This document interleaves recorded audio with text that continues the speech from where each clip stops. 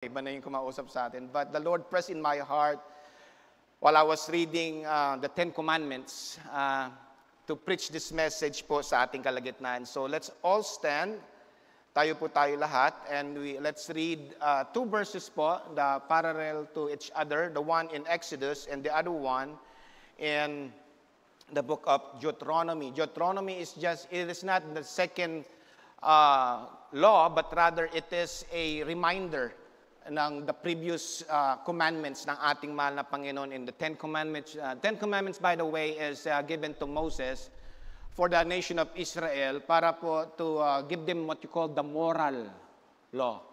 At this moral law is a mirror of a person. When you look at the mirror at nakita mo na meron kang kamalian, may nakita ka na may dungis yung mukha mo, you will remove it. You will repent, sabing ganon. But if you don't remove that flaws sa dumi sa mukha mo, you are a person that considered in the Bible as a fool.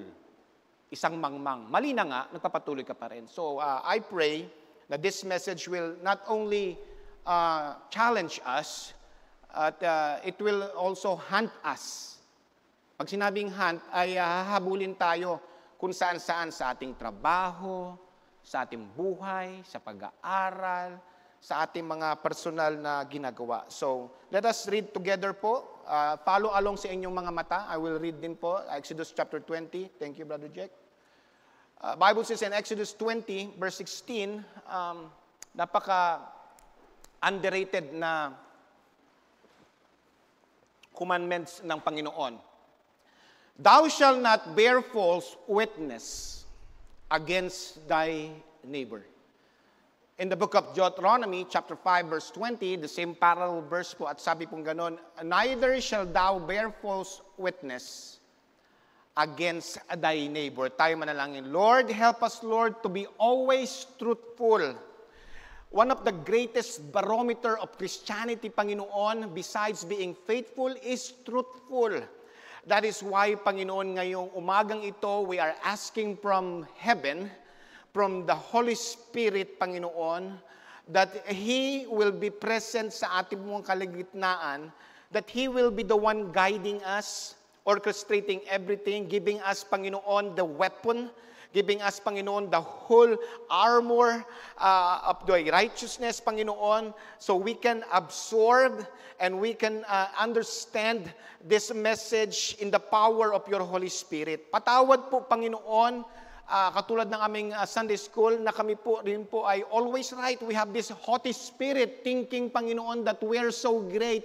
But Lord, this morning kami po ay nagsusumamo, lumuluhod, asking Lord na, Lord, wala kaming kakayanan kung wala kayo. So God, I ask this morning to give us, Panginoon, that focus. And we, as your children, Panginoon, will be that real salt and light of this dying world. We also pray, Panginoon, that you will give that repentance to that person that is lost and undone. We also acknowledge, Panginoon, your goodness, your mercy, and your grace. We're also thankful, Panginoon, kay Pastor Teddy Fulfer and Nanay Ligaya and their family for starting this ministry that glorifies you. Be with us, Panginoon. In Jesus' name we pray. Save souls. Amen. You may be seated po. I remember when we were a young couple back in 1997, I believe. 1997. We're still young. I think I was 20. Sino mga 20 years old dito? 21. Yeah, 21. I think I was 21 yata. Nakalimutan ko na eh. Pero Annalisa was, I think, 20 ka ba na? Anong edad mo nag-asawa tayo? 20 ka, ako 22. Ayun. Thank you for correcting me in front of a lot of people. Hindi. 22 years old ako, nag-asawa na ako. Kaya yung mga dito, late na kayo. Kita nyo ako, meron na akong 7 grandchildren. No? But I was 22, and then my wife is 20. Naalala mo yun pa? Nung doon pa kami sa bahay, sa Santan, kakasama kami ng tatay ko. Bata pa rin si Papa ko noon. No? I think he was 40s. 40s galing siya sa abroad. Tatay ko makulit. Ang tatay ko is what you called a person that you will not take seriously every day, every time. Kasi laging makulit yan. Lagi niyang pinag-aaway yung mga kapitbahay namin na nagmamahalang mag-asawa. No? One time, sabi niya ganun sa kumpare niya, si Kuya Danny Suarez, sabi niya, pare, kamusta yung good time niyo kagabi? Okay yung ka-table mo, ha? Sabi ng asawa ni Kuya Danny, ano, nag-table ka? Naaway. At hindi nag-i-stop tatay ko dyan. One time, laro kong basketball. Pag uwi ko, syempre gusto kong maging sweet sa asawa. So anong gagawin mo? Bibili ka ng regalo. Okay, pasalubong, bumili ako ng barbecue. Mga 10 pieces na barbecue, pork barbecue. Tuwa ako dyan. Yung tatay ko pala nauna sa akin, pumunta siya. Sabi niya sa asawa ko, kunwari galit pa. Hindi niya kilala yung tatay ko, hindi niya alam nagbibiro. Annalisa, pagsabihan mo yung asawa mo may asawang tao, nakikipaglandian doon sa taas sa kanto, mahabang buhok na babae. Asawa ko, hindi nagpahalata. Ganun lang. Alam mo ng tatay ko, may mangyayaring masama. Pagpunta ko doon, alala ko yon. Ang ganda pa nanalo din akong basketball. Kasi nung bata ako, magaling din ako niyan. Ganun, nanalo ako ng basketball. Alam ni Jeff yan, daw sinungaling, di ba? Magaling ako dati, di ba? Sabi ko, babes, nanalo ako. Sabi ko, galing ko kanina, hindi ka nanonood. Kasi ito yung barbecue, pasalubong sa amin na yung barbecue. Hinampas sa mukha ko. Sumabog sa ganito ko. Siyempre, dumbfounded ka, hindi mo alam, di ba? Paano ginawa ko? Brother Joel, wala akong ginagawang masama. Nag-basketball lang ako, tapos nagbigay pa ako ng pasalubong ng barbecue. Sabi ko, bakit, babes? Bakit, babes, ang nagawa ko? Parang ganun, di ba?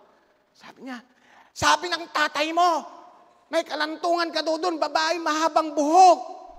Galit na galit ako sa tatay ko. Paano sinabi mo sa sa asawa ko? Sabi niya, hindi, biro lang yun.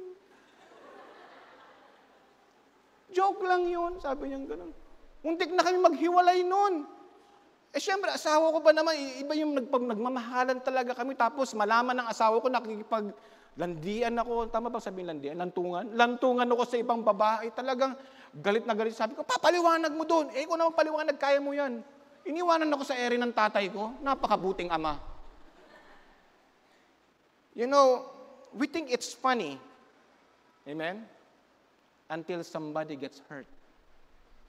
Ito yung tinatawag na kasalanan na kung saan we don't take it seriously. A busybody is a person who meddles in the affairs of others. Ibig sabihin, pinapakailaman yung buhay ng may buhay.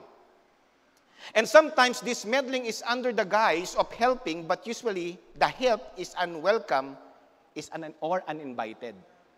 Akala kasi natin, minsan yung pakikialam natin ay kailangan, but talagang intention natin, hindi makatulong, but rather is to destroy people's lives.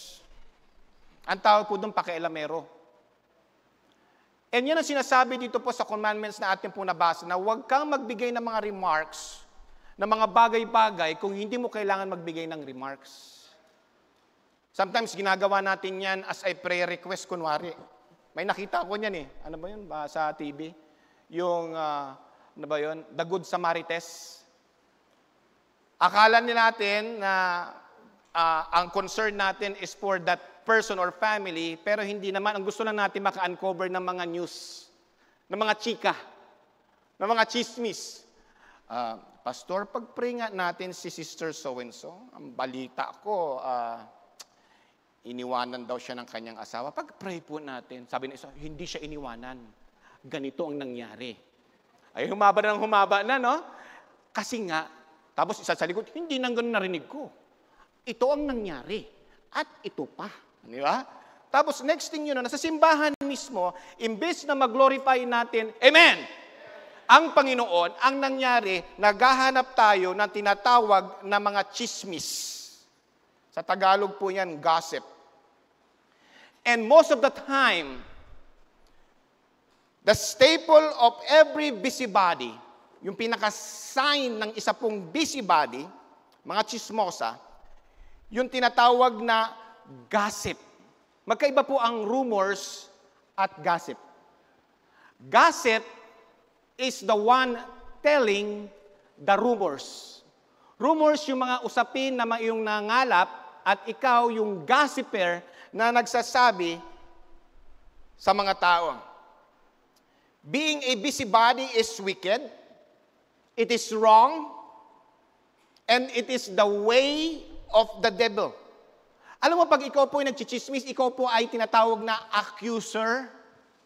Sino ba sa Bible ang tinatawag na accuser? The devil, Satan himself.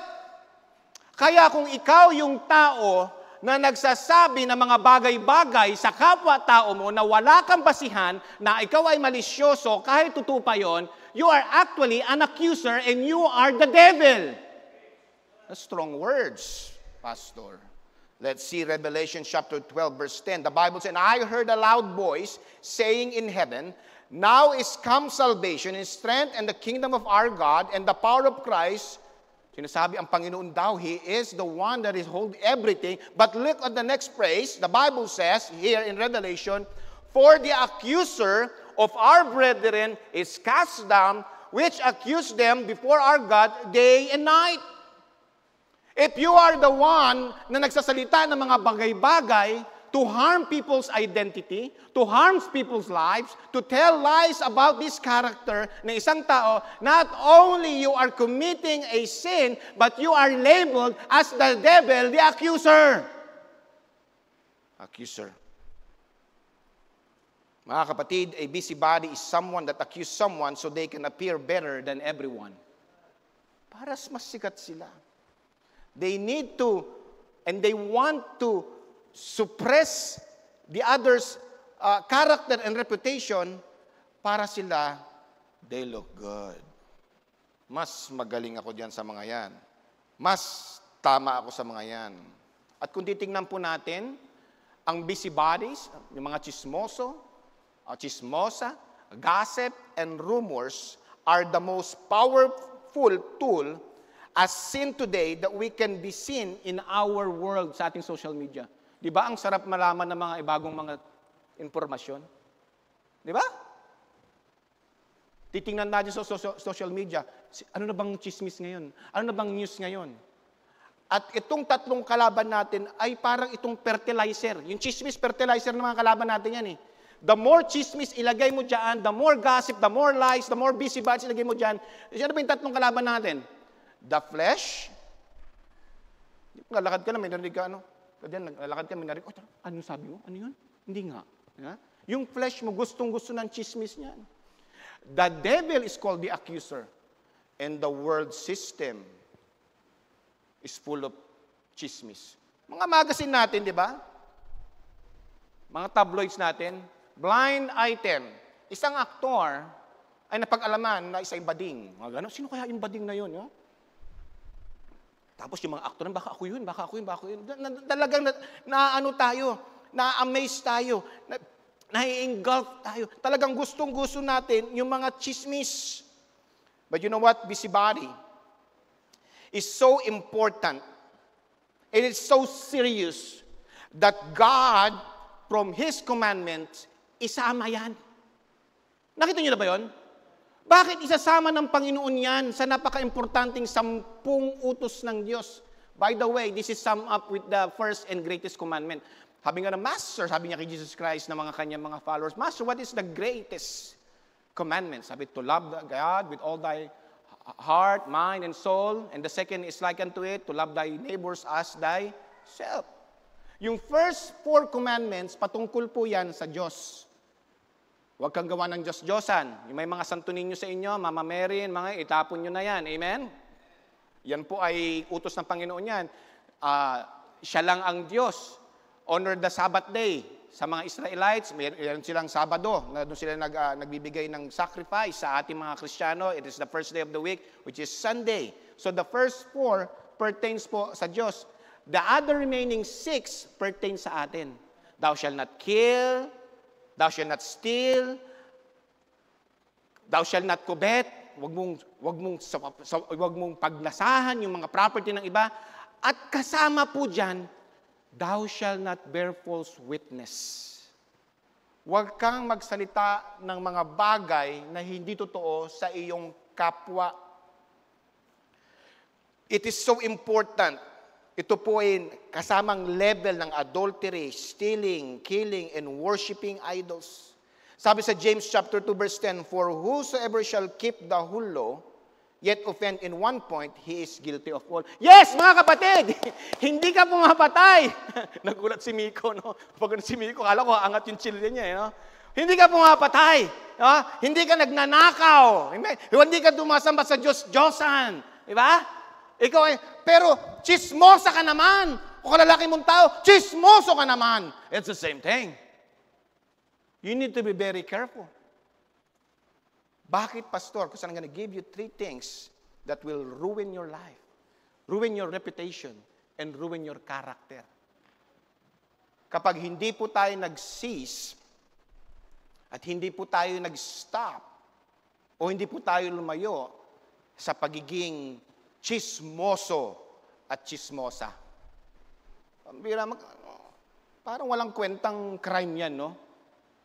Punta ka sa kulungan, pare, ba't ka nakulong, pare? Pare, nakapagtumba ako ng 2. Ako nagsisisi, pare. Tumba ko 2, bakit? Tinawag niya akong pandak, pare. Yung pandak na, ninaksak na, mapatay na, no? Ba't ka na ito? Pare, nagnakaw akong bangko. Medyo yung dating mo niya, gangster ang dating mo, no? Pero makulong ka. Ano ba na? Pare, libel. Chismoso? Chismosa, walang kwenta. Mga kapatid, kung magkakaroon ka ng kasalanan, bigatan mo na. Kesa naman chismosa.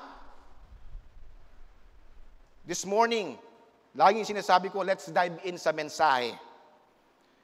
If you were gonna be a serial busybodies, watch out.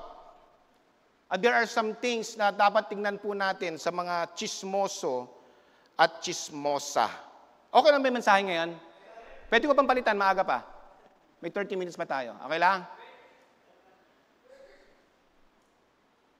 First of all, serial busybodies, number 1, is because it's their leisure.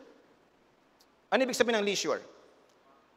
Ito po yung mga bagay-bagay na ginagawa para ikaw po ay mag-enjoy. It is use of free time for enjoyment. Alam niyo mga kapatid, instead of mag-chismis ka sa free time mo, ang gawin mo, basahin mo yung Bible mo. Not only read your Bible, study your Bible, memorizing your Bible, meditating upon the Word of God, and you're not out there meddling with other people's business. Huwag kang nangingialam. Bible says in Proverbs 10:23, says here, it is a sport to a fool to do mischief, but a man of understanding had wisdom. The word sport here is a Hebrew word, sekoke. It means laughter, to enjoy. It is the enjoyment for a fool to do mischief. Ano yung mischief? Breaking God's commandment. Ano yung one commandment? False witness. Sabi nga isang sport sa kanya, isang entertainment sa kanya, isang leisure sa kanya na gumawa ng mga kamalian. And most of the time, bakit natin nagagawa yon? Araw-araw ba may leisure tayo? Sa mga taong tamad? Oo, araw-araw. Sinanamos niya ng mga chismosa at chismoso, mga tamad. Kasi kung masipag sila, wala silang panahon para pagchismisan ng ibang tao. That includes mga pastor. Marami akong kilalang pastor, kaya ako hindi ako masyado nakikipag-fellowship sa pastor. Pupunta kami kasama ko yung mga estudyante ng Bible School. Pagdating ko doon, makinig kayo ha, sabi ko gano'n. Maraming katalinuhan ang ating maririnig sa mga kapwa nating pastor. Pagdating doon, hindi ko sinisiraan lahat ng pastor. Pero maraming pastor ito, alam mo ba yung kabilang pastor? Kaya nagkaroon ng ganong simbahan, ganito nangyari. Pambihira, sabi ng mga parang ayoko na magpastor ha, pinagpipiestahan ng kapwa pastor. Imbes manalangin, imbes maging encouragement, imbes maging magaling sa salita ng Panginoon, anong ginagawa nila? It is a sport for a fool to do mischief, but a man of understanding has wisdom. They have a lot of time speaking about other people's business. Sabi sa 2 Thessalonians chapter 3, verse 10 to 11. Are you still with me, church? Minsan naman ngingiti kayo sa akin para iniisip ko, okay yung sinasabi ko. Kasi minsan pag nakasibangan kayo sa akin, parang gusto nyo ng, tama na yan. Tapos yung balikat niyo, pag ganyan kayo, baka 80% chismosa kayo. Pag hindi kayo gumagalaw-galaw, kunwari ganon. Body language, expert din ako sa body language eh. Pag nakikita ko, mukhang ito yata yung tinatamaan na. No? Kaya kunwari hindi kayo yun. Okay? Sa 2 Thessalonians chapter 3, verse 10 to 11, sabi ng Alejo family, nagkamali yata tayo ng pinagpunta na simbahan na. Sabi nga ni Brother Jason, sinama niyo pa ako. 2 Thessalonians chapter 4, verse 11, and 2 Thessalonians chapter 3, verse 10 to 11, for even when we were with you, this we commanded you, sabi ni Paul, kasi nangyayari sa Thessalonian eh. Ang tema ng Thessalonians is the coming of the Lord. Imbes na sila yung nakanganga at nagpipray at, Lord, when are you coming? Hindi yun ang ginagawa nila. They are talking bad about each other. That is why Paul witnessed that and was informed to that. At sinulat niya, sabi niya ganon, listen, for even when we were with you, this we commanded you, that if any would not work, neither should he eat. For we hear that there are some which walk among you disorderly, working not at all, but are busybodies. Sabi ngayon, sinasabi ko sa inyo, the only time magkaroon kayo ng busybodies ng time of Jesus is because you are not working.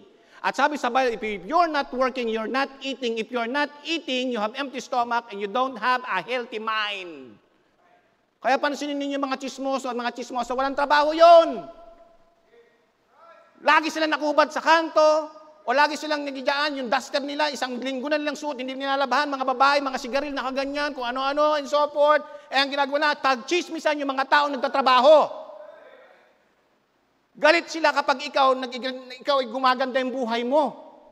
Ay, gaya naman gumaganda yung buhay niya kasi yung anak niya nag-Japan. Eh, di mag-Japan ka.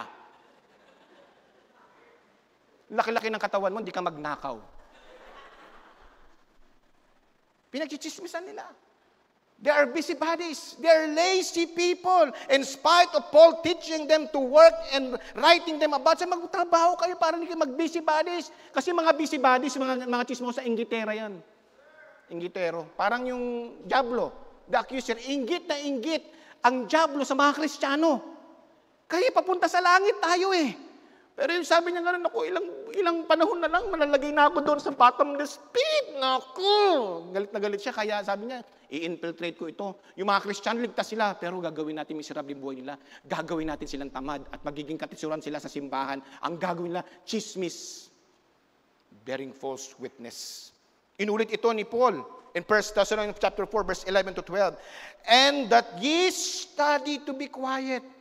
Magtrabaho daw, and you study to be quiet. Pag-aralan mo, ang bunganga mo ay itiko mo. And to do your own business. And to work with your own hands.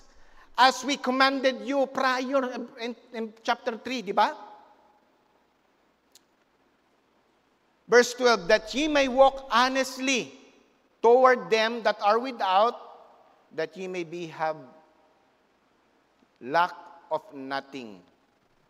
Na even yung mga hindi po manampalataya, that ye may walk honestly toward them that are without, sila'y mabibless sa'yo. Grabe yung mga member dyan sa Subic Bay Baptist Church. Na-bless talagang buhay ko sa kanila. May ganun, di ba? Nabibless sila kahit unbeliever. Gusto ko maging Kristiyano din. Gusto ko makuha yung mga attitude nila. Ganon, di ba? Gusto ko makuha yun. Na even the unbeliever will be blessed. And how much more your fellow brethren in the church? Walang chismis. Di ba? Working with their hands, minding their own business, being honest, and having lack of nothing. Alam niyo po, yung mga chismoso, chismosa, they are lacking. They are lacking. Kulang sila eh. Kaya gagawa sila ng paano para mapil nila ay sila ay sapat. Many were still not willing to work. Hindi pa rin. Pangatlo, inulit-ulit ni Pablo in 1 Timothy chapter 5, verse 13. And with all, they learned to be idle, no? Wandering about from house to house. And not only idle, but tattlers also, and busybodies, speaking things which they ought not. Out na. Hindi pa yan Sa pwestuhan. Hindi lang sila nagpunta sa pwestuhan. Nagbahay-bahay pa. Nag-fellowship sa mga bahay-bahay. Meron siyang ronda, may rota siya. Dito muna kay Maring ganyan. Maring ganito, kay Paring ganyan. Iniikot niya yun. Teka, may nakalimutan ba ako? Ay, kila Pars, nakalimutan ko, sasabihin ko din. Nasabi ko na ba sa'yo, parang ganun? Nagbabahay-bahay sila. Oh, man. Hindi nga sila pumapatay. Hindi nga sila nagnakaw. Pero sagad yung bunganga nila. Alam niyo, sabi ng survey, na sa lahat daw ng muscle, ang pinakamalakas daw yung ating jaw, yung dila sa bunganga natin. Masakit yan. It can destroy relationship. It can wound a pastor. It can wound someone that is faithful and true sa panawagan because of your evil mouth. These were commanded, sabi, to settle down and begin an ordered life of work. Nasa order ba yung buhay mo? Nasa order ba yung ating pong attitude? We claim to be the children or child of God. Tayo yung mga ligtas and yet ganitong ating mga ginagawa. These were commanded sa atin. Strictly, seriously, and sensitively. Sabi sa Proverbs 16:27, an ungodly man diggeth up evil, and his lips there is as burning fire. Matagal na nangyari yung panahon na yon. Matagal na yung kasalanan na yon. Pero sabi ng Bible, an ungodly man diggeth up evil. Ay, tapat ka mo ni Brother So. Ngayon, Sunday school teacher na siya. Yung babae na yan. Oo, pero alam mo ba dati yan? Ay, kung alam mo lang, di ka maniwala dyan. Past is past. Bakit ba tayo? Ano bang ginawa sa atin ng Panginoon? Di ba lahat naman tayo masamang at maruming basahan? But just because of Jesus, we are who we are today. We have no business na anuhin yung mga bagay na yon. Makakasakit lang po tayo ng damdamin and it's not profitable for you. It's not profitable for the church. It's not profitable for God. But an ungodly man, dig it, hinuhukay pa lahat yan. Galing-galing mag-preach niyan. Di ba nga drug addict dati yan? Di ba nga ganto dati yan? Ay, nako, huwag ka masyadong papaniwala yan. Dati yun! We don't go there anymore. Sumisigaw lang ako kasi may natutulog na sa inyo. An ungodly man, dig it up, it means idle hands din. Walang ginagawa. And if you become, or always lazy, synonymous yan with letter L din, liars. Proverbs 26:19, so is the man that deceived his neighbor and said, am not I in sport? Ang hirap talaga din minsan ng Old English eh. No? Tapos pag nahuli ka na, alam mo ibig sabihin yan? Analyze natin. So is the man that deceived his neighbor. Yung mga taong nagbigay ng wrong information. Parang Jergos, pag nahuli na, ito sasabihin niya, no? Am not I in sport? Biro lang ako eh. Joke lang yun. No? Kapag nahuli ka na, nakakaya, sasabihin mo, tapos wala kang basehan, tama yung sinasabi mo, mali pala. So, joke lang yun. Am I not in sport? Leisure ko lang yun. Wala lang akong magawa talaga. Kasi wala akong trabaho. Walang importanteng gagawin sa buhay ko. Kaya, hanap damay ako, Mars. Kasi nakikita ko masaya ang buhay mo, ako malungkot. Dapat dalawa tayo malungkot. Wala kang karapatan maging masaya. Misery loves company. Di ba? Parang ganun, di ba? Ganun yun. Gawain ng dyablo. Taas ng kamay mga chismoso, chismosa. Ilabas ang panyulito. Tumalon na 3 beses. Binago na kayo. Only by the grace of God. Yielding sa ating mahal na Panginoon. Iwasan po natin. That is so serious. Sinasabi ko, sinama yan ng ating mahal na pag-sa kanyang 10 Commandments. Man, I hope. Pero sabi sa akin, may nag-text sa akin, I can go on 2 hours preaching ngayon. Totoo ba yun? Mali. Sino ka nag-text nun? Chismosa na naman yan.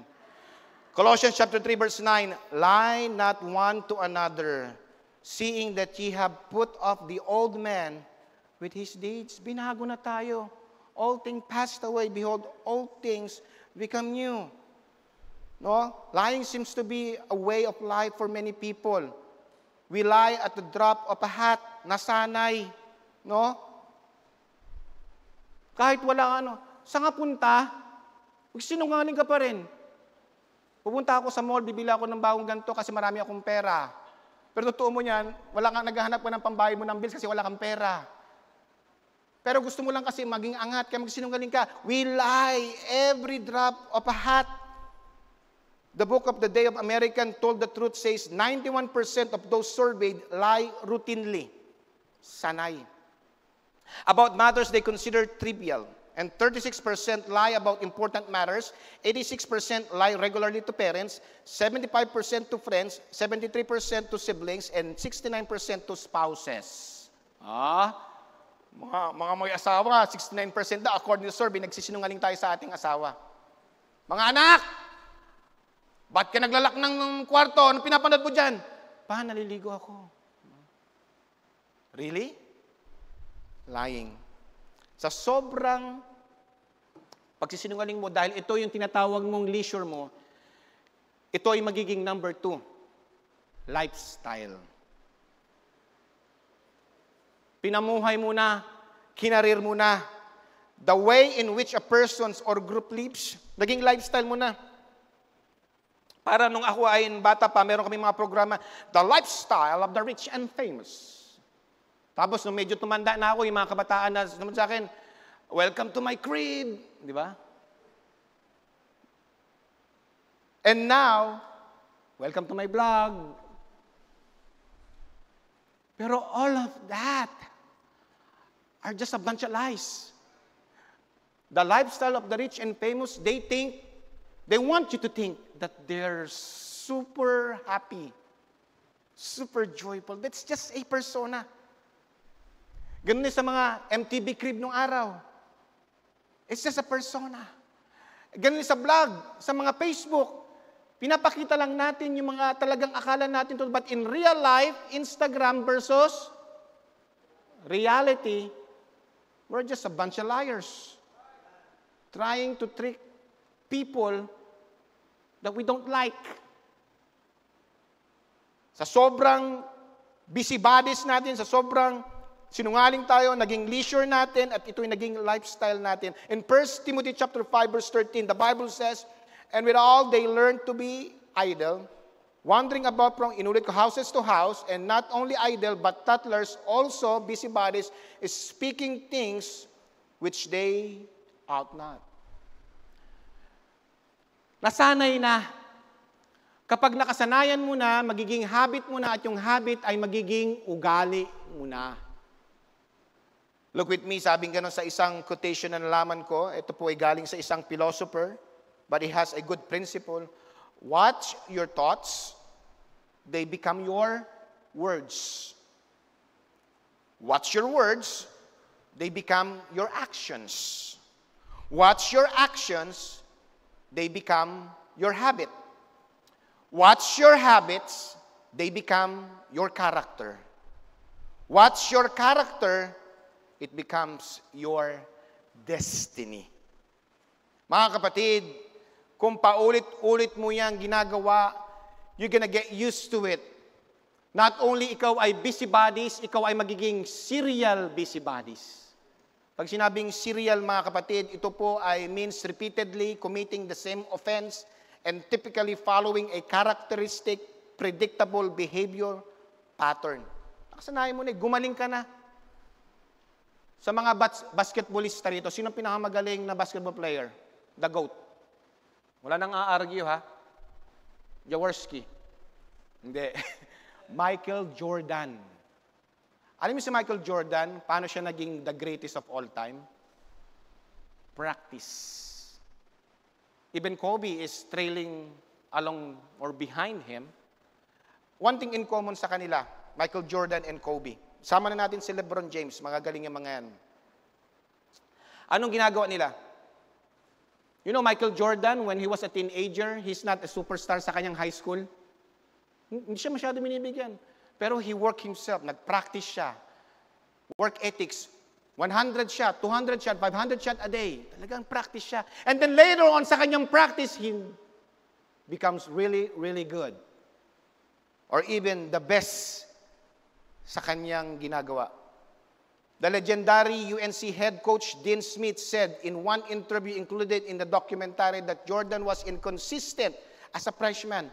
Hindi siya ganun kagaling. Minsan may magandang siyang laro, minsan pangit. Pero ang ginawa niya, nag-practice siya na nag-practice. Ano nangyari? He got so good at it. Naging magaling siya. Mga kapatid, you can be a good also in gossiping. Subukan mo, practicein mo ng practicein pagiging chismoso, magiging goat ka rin ng chismisan.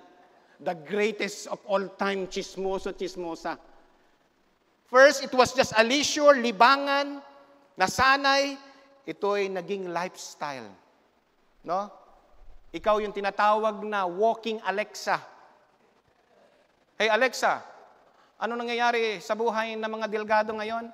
Well, according sa ganito, 9 o'clock, ganito. Alexa, ano nangyayari sa buhay naman na lansan? Ikaw naman, Alexa, sabi mo na naman.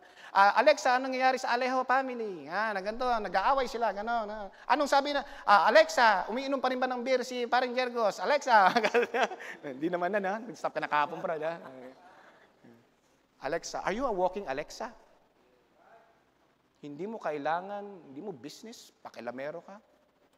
Ano, pag nahuli ka na, masakit, nakakahiya.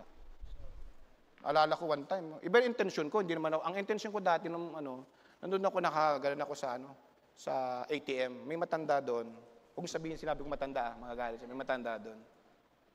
Nag-ano siya nang sa ATM. Tut, mali yung pag-ano niya. Ako gusto ko maging helpful. Kasama ko, naalala mo yung Alisa?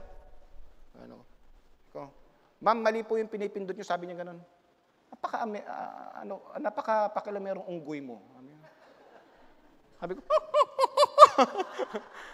pakilamerong unggoy ka. Alam mo, bawal yung ginagawa mo. Pinapakilaman mo ko. Ay, napahiya ako. Alam mo bakit? Hindi ko naman business yun. Pero pakilamero. I have good intention, pero dahil mali ang application ko, nagmukha akong unggoy. Diba? The same thing sa atin. Unggoy ka. Masakit ba? Matching ka. Kung ikaw nakikialam sa mga bagay-bagay na hindi mo dapat pakialaman. Sino nag-appoint sa'yo? In-appoint ka ba ng Diyos na pakialaman yung mga business ng iba? Who appointed you? Are you the greatest of all time? Naging lifestyle. And if we are not careful, mga kapatid. The Word of God is trying to help us. Tinutulungan tayo ng salita ng Panginoon to be a better Christian than yesterday. Sabi nga sa opening ko, yes, you don't kill. Hindi ka nakapatay. You haven't killed anyone yet. Hindi ka nagnanakaw. Magalang ka sa honor thy parents. Magalang ka lahat and all that. Pero dila mo, ang haba, magmula dito hanggang sa pulok 5 medyo, umaabot. If we are not careful, alam nyo, mga kapatid, ang last point po natin, it will become your legacy. When you die, they will not remember all the good things that you did sa kanila. They will remember na ikaw ay chismoso. Walang ginawa kundi manira ng tao, ng buhay. Alam. The legacy word means the long-lasting impact or particular events, actions, etc. Pagkakilanlan sa'yo. That took place in the past or of a person's life. Ano ang gusto mong reputasyon or memory pag wala ka na dito? Huwag muna ngayon. May service pa tayo mamaya. When they think of you. Sabi sa 1 Peter chapter 4 verse 15, but let none of you Matatapos na po tayo, konti na lang ha. But let none of you suffer as a murderer, or as a thief, or as an evildoer, or as a busybody in other men's matters. Yet if any man suffer as a Christian, let him not be ashamed, but let him glorify God on this behalf. If we are going to suffer, huwag naman tayong masuffer na dahil sa kasalanan, but we suffer for Christ's sake. Tayo po ay pinabarangay, pinahuli, because we want to serve God. Not as a busybodies. Not as a sinner. It is noteworthy that Peter lists meddling as prohibited right along with murder and theft. And same as binasa natin sa Ten Commandments kayo ni Brother Alexis. I pray na when we die, yung legacy natin will be a legacy just like Paul, just like Peter, just like Andrew, just like Jesus Christ, just like John the Baptist. What is your legacy? What people will remember us? Ano yung maiwan natin? Anong pamana natin? A good name. A good name. When they think of Balbuena, they think about a good name. When they think about De Ramos, they think about a good name. Not someone that is a liars, not someone that are busybodies. Mag-ingat po tayo, baka tayo mabansagan. Ang hirap pa ng panabansagan na tayo. Mahirap naman. Sino ang mga nabansagan dito? May bansag, di ba? Magbigay tayo ng mga bansag. Okay lang? May time pa tayo eh. Si Manny Pacquiao. Bakit tinawag na Manny Pacquiao? Mahilig siya sa paksiw. Si Tikboy Tiktilaok. Bakit? Maganda naman eh. Maaga siya nagigising. Si Dodong Kanto. Bakit? Lagi siya nasa kanto, nagkichismis. Si Lala Lamon. Mahilig siya kumain, of course. Chichay Chikadora. Yun.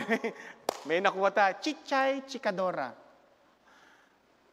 Nalulungkot ako, patay na si Kumare. Uy, ang bansag namin si Chichay Chikadora. Bakit? Chismosa.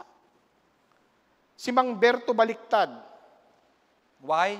Because everything he says, laging baliktad. Si Cheche Bureche. Double the trouble, double the fun. Si Toti Todo. Ano ibig sabihin ng Toti Todo?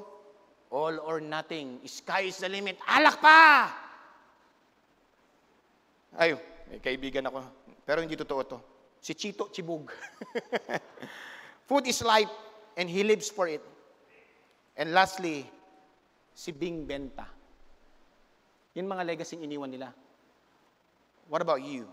Anong legacy ang iiwan natin? Bearing false witnesses? O napakagandang karakter na nag-glorify ang Panginoon, ang pamilya, ang simbahan, at ang ating sarili? Look, Hebrews 11:4, by faith Abel offered unto God a more excellent sacrifice than Cain. Dapat excellent yung sacrifice natin sa Panginoon. By which he obtained witness that he was righteous, God testifying of his gifts. Yung kanyang mga talents, yung regalo, binigay niya sa Panginoon. God testified because of that. And by it, he being dead, yet speaketh. Patay na siya, pero pinag-uusapan pa rin yung mga gandang regalo na binigay sa kanya ng Panginoon at ginamit niya sa kabutihan. Abel acted in faith and effort to find the best. Mahaba pa ito eh. Pero nakuha niya na, di ba? Nakuha niya na? So stand. Have a good name. Be careful about being busybody because it may become your leisure, your lifestyle, a legacy. In Exodus 20:16, thou shalt not bear false witness against thy neighbor. Kasama doon sa Ten Commandments. It's now, thou shalt not bear false witness against thy neighbor. Instead of a busybody, let us use our talent from busybody is to tell Jesus to everybody. Our Great Commission. Yan po ang dapat natin gawin. That is our business, is to tell this world about Jesus. Maging chismoso tayo sa paghahayag ng mabuting balita.